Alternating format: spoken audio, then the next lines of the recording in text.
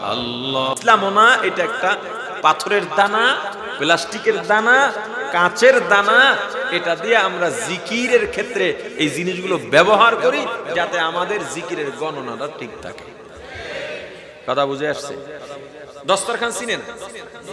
হ্যাঁ, অনেক বাসায় গিয়া খানা, এখন খানা খাই না মাহফিল, আগে খাইতাম। ভাই দস্তরখান দেন, দস্তরখান চিনে না, কতক্ষণ পর পেপার দেয়। হুজুর পেপারে হবে? কথা বলে না। দস্তরখান নাই ঘরে, আলাদা দস্তরখান বানাবেন। ডাইনিং টেবিল বের করে দেন ঘর থেকে, বসবেন, আলোচনা করবেন, খানা খাবেন সমতল জায়গায়। সুন্নাত এত অবহেলিত কেন আমাদের সমাজে? কেন আপনার মাঝে সুন্নাত নাই? কি ভাবছেন জিয়া আর শেখ মুজিবের আদর্শ বাস্তবায়ন করে জান্নাত পাবেন? মিয়া আপনি দল করেন করেন, আদর্শ মানবেন রাসূলের। কার আদর্শ? কোন পীরের আদর্শ? কোন নেতার আদর্শ? কার আদর্শ? তুমি কেমন মুসলমান রাসূলের স্লোগান দিতে লজ্জা পাও? কিসের মুসলমান তুমি? মুসলমান ইমানদার দস্তরখান ঢুকাবেন ঘরে। জানামাজ আছে কি আর? অনেক ঘরে গিয়ে কই জানামাজ দেন, নামাজ পড়ো, জানেন পরে রুমাল বিছিয়ে নামাজ পড়ি। যায় নামাজ নেই, দুই করে দুই একটা পাই, তাও পরে না তো নামাজ ঠিকভাবে রাখছে ফালাইয়া। সেজদা দিলে মনে হয় নামাজ এই জায়গায় শেষ, বমি টমি সব অবস্থা খারাপ হয়ে যায়, এমন গন্ধ হয়ে থাকে। কোরআন শরীফ নাই থাকলেও অবহেলিত অবস্থায় পড়ে থাকে। এগুলো সব ফালাবেন। ঘরে টিভি রাখা ফরজ। টিভি আপনাদের ঘরে তো নাই। আজকে একটা আমল নিয়ে যান। বয়ানের মধ্যে তো অনেক কথা বলা হয়, তো যেটা দুই একটা আমল তো অন্তত নিতে হয়। কথা বলে না? একটা আমল নিয়ে যান যে হুজুর এখন বুঝলাম বউ থাকুক আর চলে যাক। মহিলারাও নিয়ত করেন স্বামী রাখুক আর সাইরা দিক। আজকে টিভি বন্ধ করলাম, কালকে ভাঙ্গালামু বেসমু না, ভাঙ্গালাম। টিভি আর ঘরে উঠবে না। যাদের ঘরে টিভি আছে এমন দুই একজন মানুষ নিয়ত করতে পারে। যাদের ঘরে টিভি আছে এমন একজন লোক, দুইজন লোক, হুজুর আমার ঘরে টিভি আছে, আমি টিভি নামায় ফেলাম। মাত্র দুইজনকে? তিনজন। উড়ান আতুডান মিয়া, লজ্জার কি আছে এটা? উড়ান আতুডান। যাদের ঘরে টিভি আছে এখন আর টিভি রাখবো না। এখন আপনার সামনে আজরাইল চলে আসতে পারে। গুনাহ করতে করতে দুনিয়ামুখী হতে হবে। ভুলে গেছি আমি কে, আমি কি। যেই হাতগুলো উঠছে হয়তো সবাই আমলও করতে পারবে না। আমরা দোয়া করি সবাই আমল করুক। এখান থেকে একটা মানুষ যদি আমল করে এই মাহফিল কবুল হয়ে গেছে। এই ময়দানে যতগুলো মানুষ আছি নসিব তো সবার এক না। দেখেন অনেকে দাওয়াত পাইও মাহফিলে আসে নাই, কথা কয় না। অনেকে মাহফিলে আসছে কিন্তু ময়দান পর্যন্ত আসতে পারে না, দোকানে আটকে গেছে। অনেকে আবার ময়দান পর্যন্ত আসছে, শেষ পর্যন্ত থাকতে পারে না। নসিব বড় খারাপ। নসিব তো সবার একরকম না। জোর করে ইবাদত করা যায় না, সম্পদ দিয়ে শক্তি দিয়ে আল্লাহর প্রিয় হওয়া যায় না। জ্ঞানীর গুণ কয়টা? জোরে। এক নাম্বার কার জিকির? কয় সময়? জ্ঞানীদের দুই নাম্বার গুণ ওয়াতাফাক্কারুনা ফি খালকিস সামাওয়াতি ওয়াল আরদ। আল্লাহর আসমান ও জমিনের মাঝে যত সৃষ্টি আছে এগুলো নিয়ে তাফাক্কুর করবে, গবেষণা করবে, এগুলো নিয়ে ফিকির করবে। কি আছে গাছের মধ্যে, কি আছে মাছের মধ্যে, কি আছে পানির মধ্যে, কি আছে সাগরের মধ্যে। পানি এমন একটা জিনিস যেখানে রাখে সেই পাত্রের রূপ ধারণ করে। পানি নিজস্ব কোনো রঙই নেই, নিজস্বতাই নেই পানির, অথচ পানি লাল রং দিলে লাল হয়, কালো রং দিলে পানির কোনো রং নাই। অথচ এই পানি সাগরে নদীতে যখন জোয়ার আসে এত পানি কোত্থেকে আসে, কেমনে আসে ভাবছেন একদিন? কেমনে সম্ভব? কেমনে আসে? আবার ভাটা লেগে পানি শুকায় যায়। এত বৃষ্টির পানি কই যায়? আবার গরমের দিনে শুকায় যায়, কই গেল? আবার আইলো কোত্থেকে? এই যে গবেষণা, যারা গবেষণা করে আল্লাহরে পাইছে তারা জ্ঞানী।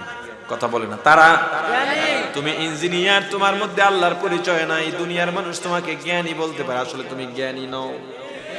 হে ডাক্তার, তোমার মধ্যে ডাক্তারি বিদ্যা আছে, তুমি অনেক কিছু অর্জন করেছো, কিন্তু তোমার মাঝে যদি আল্লাহর পরিচয় না থাকে রে ডাক্তার, তুমি ডাক্তার হতে পেরেছো, আল্লাহর কাছে জ্ঞানী হতে পারো না।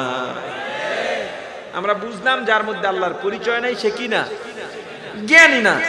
একটা মানুষ দুনিয়ার সবচেয়ে অকর্মা, রিক্সা পর্যন্ত চালাইতে পারে না, মাটি কাটতে পারে না, কিচ্ছু পারে না, খালি খায় আর ঘুমায়। কিন্তু এই লোকের মধ্যে যদি তিনটা গুণ থাকে, দুইটা বললাম আর একটা সামনে বলবো, এই গুণ থাকলে সে কর্মাদের চাইতেও, কর্মবীরদের চাইতেও বড় জ্ঞানী।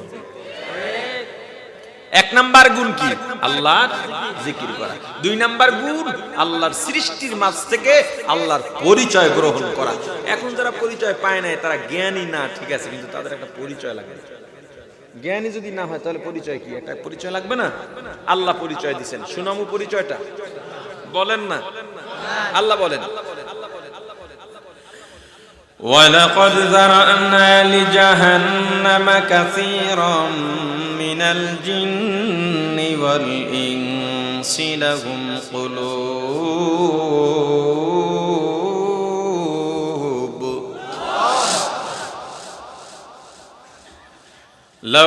قُلُوبٌ لَا يَفْقَهُونَ بِهَا وَلَهُمْ أَعْيُنٌ لَا يُبْصِرُونَ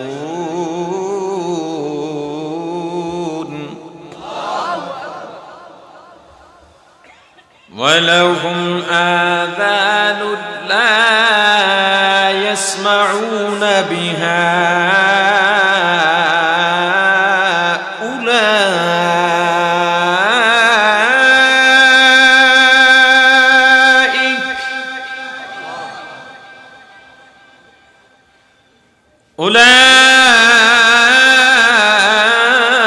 أولئك كالأنعام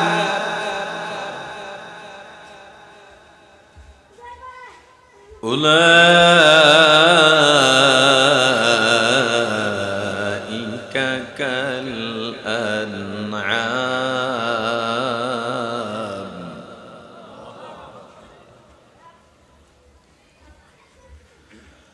وَلَهُمْ آذَانٌ لَا يَسْمَعُونَ بِهَا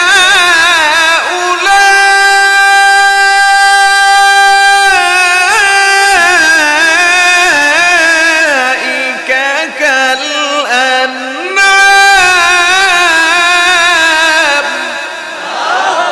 গর্ব সূরত आदमी ইনসাবুদে আহমদ আবু জাহল হামেকে সাবুদে। মানুষের মতো দেখলেই মানুষকে মানুষ বলা যায় না, মানুষের মতো কথা বলতে পারলেই মানুষকে মানুষ বলা যায় না, মানুষের মতো হাঁটতে চলতে পারলেই মানুষকে মানুষ বলা যায় না, মানুষের বংশ থেকে জন্ম নিলেই মানুষকে মানুষ বলা যায় না, মানুষের মতো দেখলেই যদি মানুষকে মানুষ বলা যাইতো, নবীজির চেহারা আবু জাহেলের চেহারা দেখতে প্রায় একই রকম ছিল। নবীজি যেই বংশের থেকে দুনিয়াতে আসছেন, আবু জাহেল সেই বংশের থেকে দুনিয়াতে আসছে। নবীজি শরীরের মধ্যে যেই বংশের রক্ত, আবু জাহেলের শরীরের মধ্যে একই বংশের রক্ত। নবীজি আর আবু জাহেলের সম্পর্ক চাচা ভাতিজা। নবীজি হলেন রাহমাতুল লিল আলামিন, সাইয়্যিদুল মুরসালিন, ইমামুল মুরসালিন, খাতামুন নবীন। পক্ষান্তরে আবু জাহেল চিরস্থায়ী জাহান্নামী। দুনিয়ার চোখে জ্ঞানী হলেই সে জ্ঞানী নয়। যারা আল্লাহর পরিচয় পায় না তাদের অবস্থান ও পরিচয় দিয়েছেন আল্লাহ। আল্লাহ বলেন ওয়ালাকাদ দারানা লি জাহান্নামা কাসীরা, আমি আল্লাহ অধিকাংশের জন্য জাহান্নাম বানিয়েছি। অধিকাংশ যারা জাহান্নামে যাবে তারা কারা? মিনাল জিন্নি, জিনদের মধ্য থেকে বেশিরভাগ জিন যাবে জাহান্নামে। মিনাল ইনসি, মানুষদের মধ্য থেকে বেশিরভাগ মানুষ যাবে। জোরে বলেন এই যে বেশিরভাগ জিনার মানুষ জাহান্নামে যাবে কোন গুণের কারণে, কোন অপরাধের কারণে? এর মধ্যে একটা অপরাধ আমার আলোচ্য বিষয়ের সঙ্গে মিলবে, একটাই বলবো।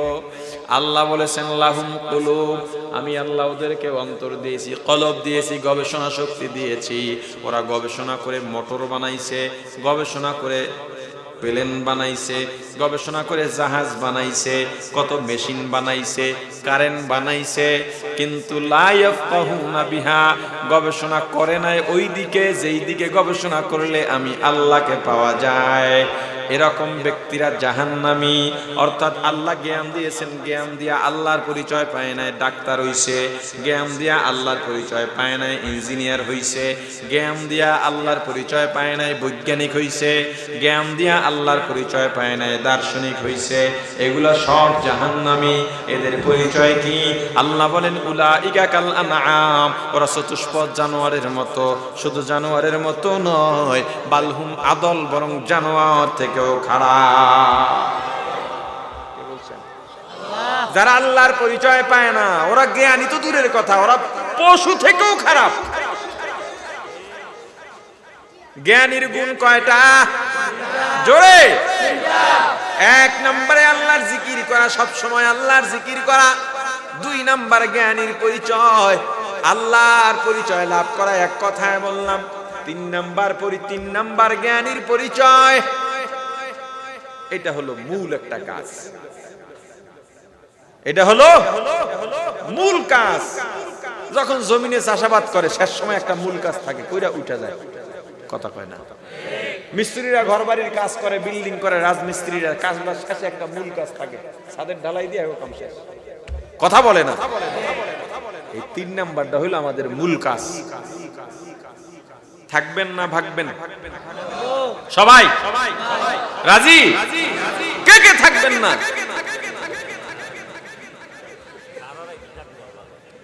বোঝে না, উস নাই। আমিও তো আসলে বুঝা বলার মতো কইরা বলিও নাই। হ্যাঁ, আমি যেমনে কইছি এমনি হাত উঠে যাওয়ার কথা, জজবা আছে তো। আমি 5 সেকেন্ড সময় দিলাম, যারা যাওয়ার যেতে পারেন, এরপর আর যেতে পারবেন না, গেলে বসায় রাখবো। এরপর যদি না রাখা যায় আমিও মাইক ঠেলা উঠে যাবো, বলে যাবো ওই লোকটা উঠতেছে এই জন্য আমিও উঠতেছি। এটা যদি বলি পাবলিক, বুঝতেছেন তো, কথা কয় না? যান, সময় শুরু এখন। যারা যেতে চান যেতে পারেন, যে যাবে ওখানে যারা দাঁড়ায় রয়েছেন ঢুকে বসবেন। সময় শেষ হলে কইেন। অনেক শীত লাগতেছে আজকে না, সময় শেষ, আরো ঢুকিয়া বয়। অনেক চিন্তা করতে পারেন, হুজুরে তোরম কয়, ও এক সময় ফাঁকে উঠে যাবো অনেকটা অজুহাত দিয়ে। উঠতে পারবেন না সত্যি, কিন্তু আমি উঠে যাবো সাথে। এখন যদি কেউ চিন্তা করেন আরে ভুল করে লাইলাম, তুই ঠিক হয় নাই ওঠাটা, ঠিক হয় নাই না, ওঠার দরকার ছিল। এই যে কি করলাম যারা ভাবতেছেন তাদের জন্য লাকি চান্স, আরো 5 সেকেন্ড। যদি বের হতে চান বের হতে পারে। আচ্ছা, আলহামদুলিল্লাহ বলেন, জোরে বলেন আলহামদুলিল্লাহ। 3 নাম্বার গুণ, এই গুণটা বলে বয়ান শেষ করেন ইনশাআল্লাহ।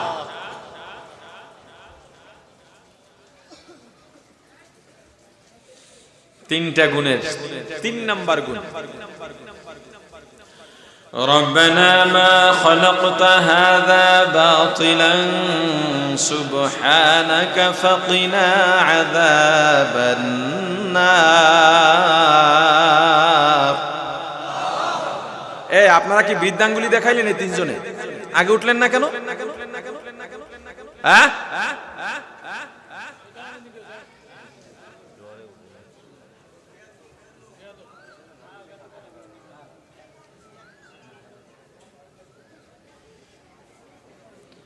ربنا إنك من تدخل النار فقد أخزيته ربنا إنك من تدخل النار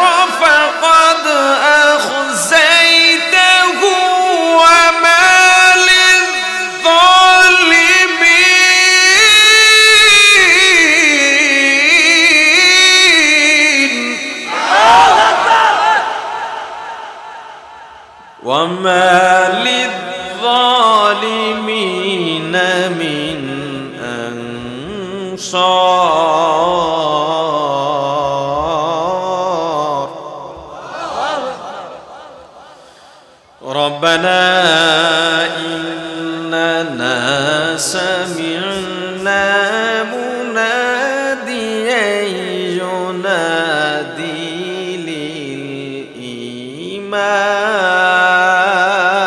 للإيمان منادي ينادي للإيمان أن آمنوا بربكم فآمنا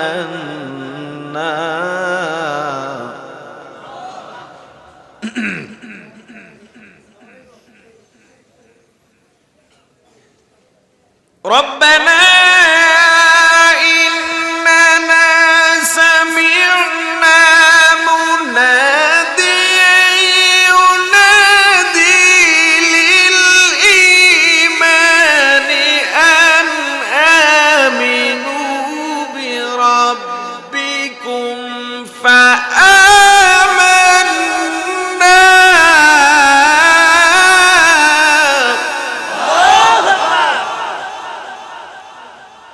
ربنا فاغفر لنا ذنوبنا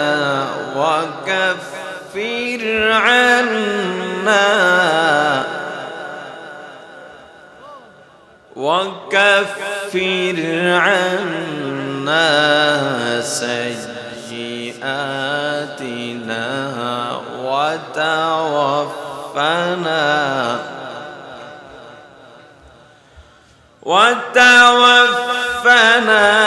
مع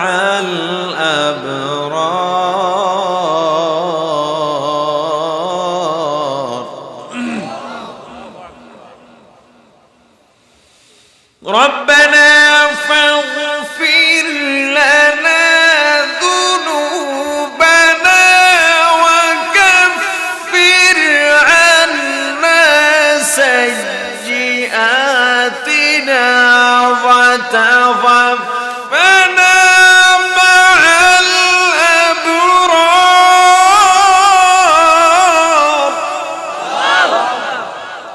ربنا إنك من تدخل النار فقد أخزيته وما للظالمين من أنصار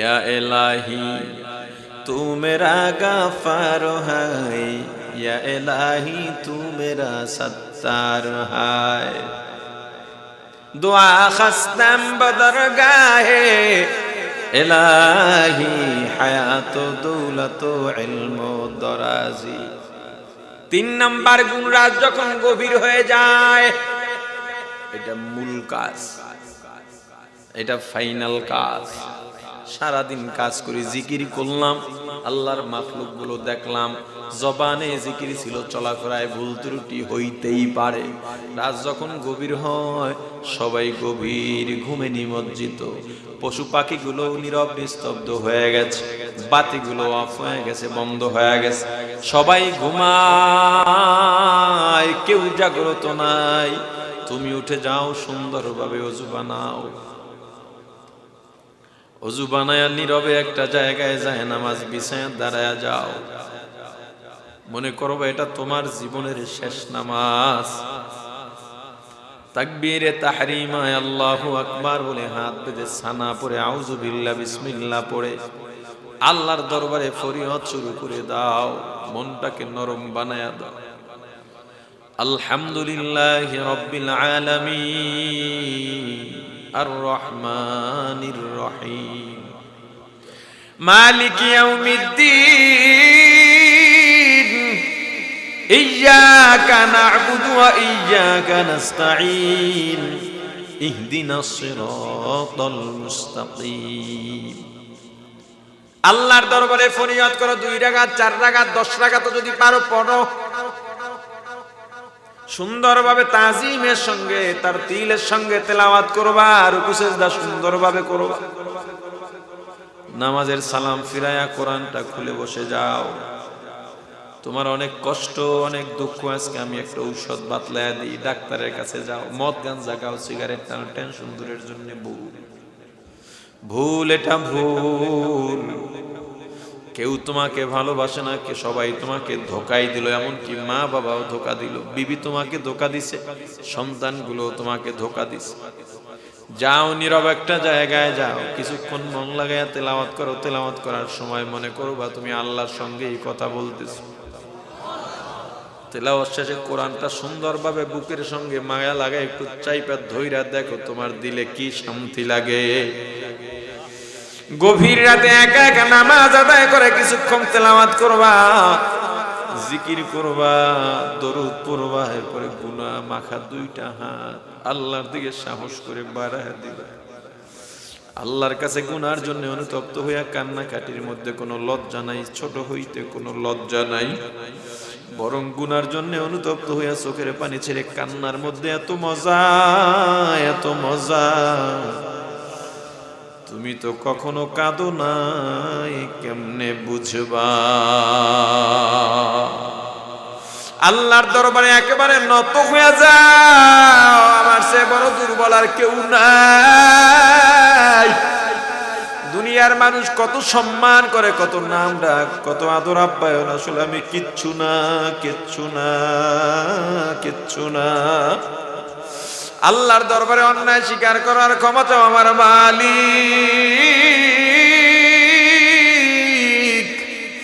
আমলনামার দিকে তাকায় দেখলাম গুনাহ আর গুনাহ, গুনাহ আর গুনাহ।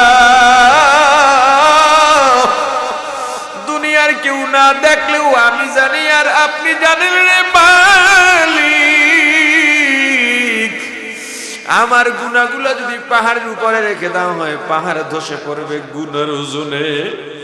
আমার গুনাহ যদি সাগরের পানিতে ছেড়ে দেওয়া হয়, সাগরের পানিগুলো গুনায় কালো হয়ে যাবে। রে আল্লাহ, আয় আল্লাহ, এত গুনাহ করছি, আপনার দরবারে হাত তুলতে বড় লজ্জা পাই।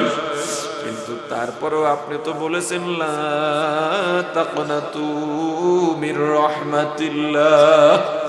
আল্লাহ, আমার গুনার কোনো সীমা নাই, গুনার কোনো অভাব নাই, কিন্তু আপনার রহমতের তো সীমা নাই। আমার গুনার সীমা আছে, আপনার রহমতের কোনো সীমা নাই। আল্লাহ, আপনার ছেলে নাই, মেয়ে নাই, লাম ইয়ালিদ ওয়া লাম ইউলাদ। আল্লাহ, আপনি কাউকে জন্ম দেন নাই, কারো থেকে জন্ম নেন নাই, একমাত্র আদরের বান্দা। আয় আল্লাহ, আদরের বান্দা আপনার রহমতের দরজায় বসে গেছে রে মালিক। জীবনে গুনাহ করছি আর গুনাহ করব না। আয় আল্লাহ, সন্তান যখন মা বাবার সঙ্গে অন্যায় করে, মা বাবা সন্তানকে রাগ করে ঘর থেকে বের করে দেন, সন্তানও মা বাবার সঙ্গে রাগ করে বের হইয়া বন্ধু বান্ধবের সঙ্গে খেলাধুলায় মত্ত হয়ে যায়।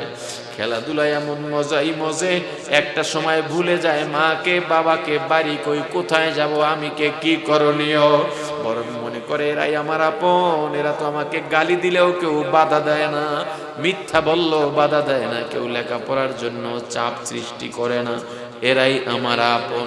কিন্তু যখন সন্ধ্যা হয়ে যায়, পশ্চিম আকাশে সূর্য ঢলে পড়ে, ডানে বামে সামনে পেছনে তাকায় দেখে মানুষগুলো, বন্ধু বান্ধব কেউ নাই, যার যার মতো যার যার বাড়ি চইলা যাইতেছে, কেউ একবারও ডাকে নাই। সন্তান মনে করে আর এরা তো আসলে আপন না, খেলাধুলার স্বার্থে ব্যবহার করেছে, আপন যদি হইতো। এখন সন্ধ্যা হয়ে গেছে, জঙ্গল থেকে হিংস্র প্রাণী আসবে, আমাকে না নিয়ে যাইতে পারতো না। আসলে আপন যদি হয় মা বাবাই আপন, ফিরে যদি যেতে হয় মা বাবার কাছেই যেতে হবে। এই চিন্তা করে সন্তান আর দেরি করে না, একটা দৌড় দিয়া বাড়িতে চলে যায়। বাড়িতে গিয়া দেখে ভিতর থেকে দরজাটা লাগানো, তবুও সাহস করে দরজা একটা ধাক্কা দিয়া ডাক দেয়, ও মা, আমি আসছি, দরজাটা খুলে দাও। ভেতর থেকে মা বলে, না দরজা খুলবো না, তোর মতো সন্তান দরকার নাই। সন্তান বুঝতে পারছে আসলে না, এভাবে হবে না, অন্যায় যা করছি এমনি মা দরজা খুলবেন না, একটু নত হওয়া লাগবে, ছোট হওয়া লাগবে, একটু জড়সড় হওয়া লাগবে, চোখের পানি ছাড়া লাগবে। আমি জানি আমার মা আমার চোখের পানি সহ্য করতে পারবে না। এই চিন্তা করে সন্তান দরজার সামনে একেবারে কাবু হয়ে বসা যায়, একেবারে কাচুমাচু হইয়া বসা যায়, চোখের পানি ছেড়ে অন্তরটা নরম বানাইয়া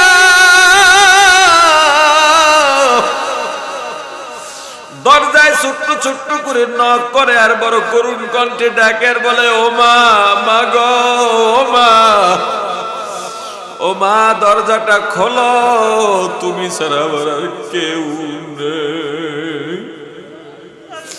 তোমার মতো আদর করে কেউ আমাকে ডাকবে না, খাবার দেবে না রে মা।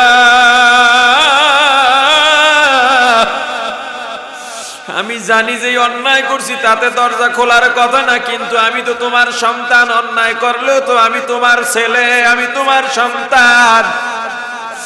যত বড় অন্যায় করি না কেন তুমি তো আমার মা।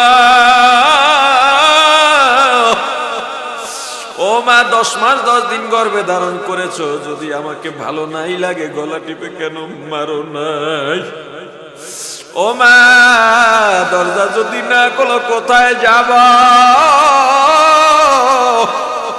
চারিদিক থেকে অন্ধকার নেমে আসতেছে মা, হিংস্র প্রাণী বের হয়ে আসবে, তুমি যদি দরজা না খোলো হিংস্র প্রাণী নিয়ে যাবে রে মা।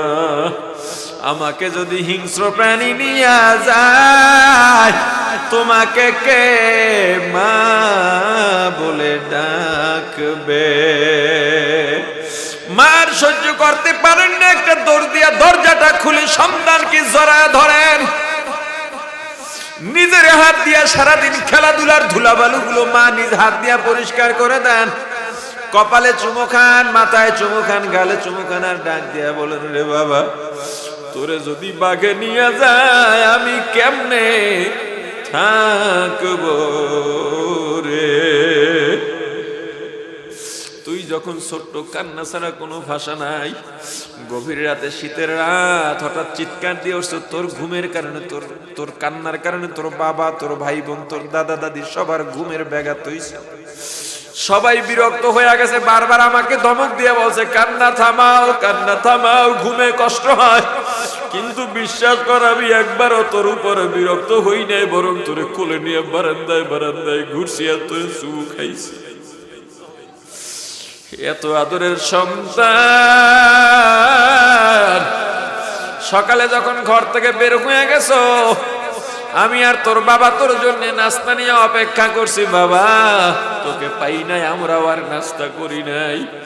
দুপুরের সময় খাবার নিয়ে অপেক্ষা করলাম, বারবার পথের দিকে তাকাইলাম, তখনও তোকে পাই নাই, আমরাও খাই নাই। আসরের সময় আমি আর মানাইতে পারি নাই, তোর বাবাকে ডাক দিয়া বলছি, আমার সন্তান কিনে দাও, আমার আর ভালো লাগে না। তোর বাবা দরজায় গিয়ে একবার ডান দিকে দৌড় দিছে আর একবার বাম দিকে দৌড় দিছে, আর তোর নাম ধরে ডাকছে। আমিও দরজায় গিয়া গাছের আড়ালে দাঁড়াইয়া, পথের দিকে মাথার গাছের আড়ালে দাঁড়াইয়া কাপড়ের আঁচল দিয়া মুখটা ঢেকে পথের দিকে বারবার তাকাইছি। সন্ধ্যা ঘনিয়ে আসার সঙ্গে সঙ্গে তোর বাবা বলে, চলো ঘরে চলো। যেই সন্তানের জন্য এত অপেক্ষা করলাম, আমাদের বুঝলো না ওই সন্তান আমাদের দরকার নাই। ইতিমধ্যে তুই যখন দরজায় এসে ধাক্কা দিছ, আমি মায়ের কলিজায় ধাক্কা লেগে গেছে। অভিমানে বলছি দরজা খুলবো না, কিন্তু তুই যখন চোখের পানি দিস, আমি মায়ের অঞ্চলের মধ্যে উথাল পাতাল শুরু হয়ে গেছে রে বাবা। যখন বলছো তোকে হিংস্র প্রাণী নিয়ে যাবে, আমি আর সহ্য করতে পারি নাই।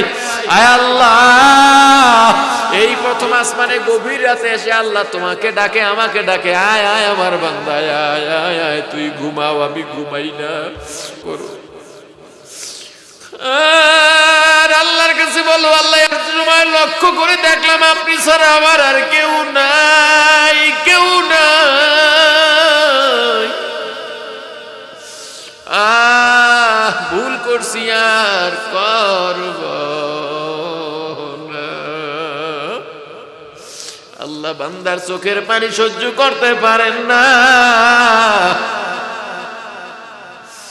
গুনার জন্য জাহান্নামের ভয় একটু রাতে উঠে কাঁদো, গুনার জন্য তওবা করো।